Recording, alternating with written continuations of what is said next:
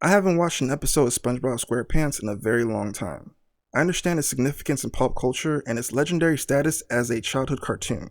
But as I've gotten older, I haven't really had much time or energy to put towards watching pretty much anything. But recently, I found myself revisiting some old episodes, and what started as background noise slowly started to pull me in. In particular, one episode from the first season stood out to me. An episode called Naughty Nautical Neighbors, and for some reason, it felt heavier than I ever remembered. Now, I could easily just write this off as nothing more than some cartoon hijinks, three characters caught up in a goofy misunderstanding that doesn't really amount to anything in the grand scheme of things, and maybe that's all it is. But watching it again, as an adult, it felt different. It felt a little more heart-wrenching than I ever remembered. The episode starts off simple enough. SpongeBob and Patrick, best friends, enjoying each other's company like they always do. They're blowing bubbles to each other from their homes. Squidward, who just finished making the cake, overheard SpongeBob and Patrick giggling. It wasn't anything loud or disruptive, just the two of them laughing back and forth. Out of all the chaos those two usually cause, this was probably one of their more quieter moments. But for whatever reason, that was enough to bother Squidward. It almost felt like he was looking for something to be annoyed by, as if all three of them couldn't enjoy themselves at the same time.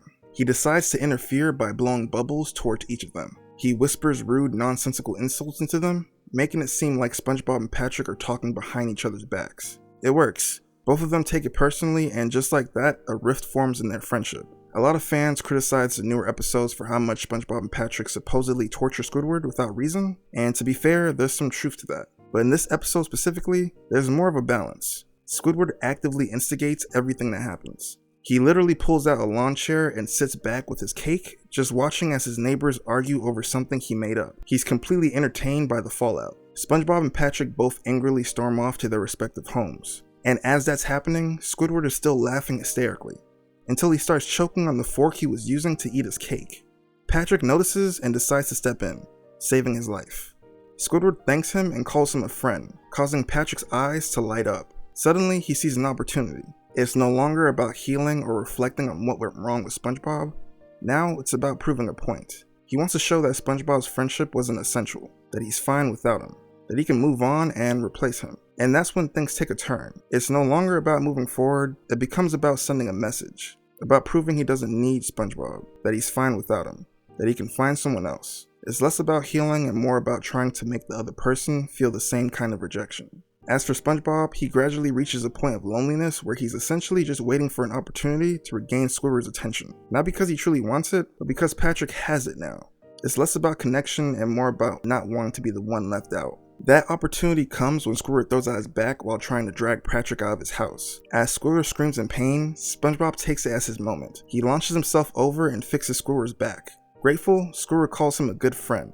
And just like that, SpongeBob feels whole again. The void is filled, not necessarily by healing the friendship he lost, but by being acknowledged by the same person who acknowledged Patrick. What follows is basically a tug of war between two hurt people. Instead of having an honest conversation or trying to understand what went wrong, they both redirect their energy towards winning the attention and affection of a third party, purely because the other one already has it. Now, obviously this isn't adultery in the literal sense. I mean, it's a kid show, but the emotional undertones, the pettiness, the sense of betrayal, the rebound dynamics, it all starts to feel very much in the same realm. It's not about moving on, it's about making the other person feel what you felt.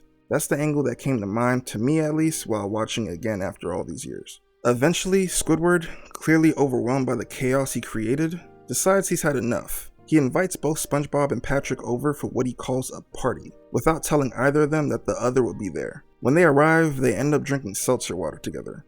Though watching it now, it really feels like a stand-in for alcohol. Their behavior changes. They get animated, emotional, even a little sloppy. And as they go back and forth, Squidward quietly slips away, leaving them alone to hash things out. By the end, they've made up. They're friends again. No real apology, no real resolution, just a soft reset. And while that might work for a cartoon, watching it now, it feels a little more complicated. A pattern I've started noticing in a lot of the shows I grew up with is this idea that our happiness is tied to things and other people. That fulfillment comes from being liked, from being chosen, from having someone next to you.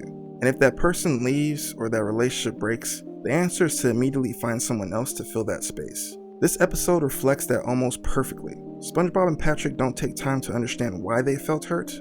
They don't reflect, they don't heal, they just scramble to replace each other. And yeah, maybe it's just a kid's cartoon and I'm probably being extremely over-analytical, but welcome to my channel. You could argue that neither of them were actually happy or content at all throughout this episode. Even the title, Naughty Nautical Neighbors, feels more loaded in retrospect. Like it was never just about an argument. There's an emotional mess underneath the bubbles and slapstick. A longing, a need, and a fear of being alone. And maybe that's the real point here. The media we grew up on, especially at those early formative years, quietly plant ideas about love, about happiness, about what we need in order to be okay. Sometimes it's worth revisiting those stories, not just for nostalgia, but to understand how they shaped us.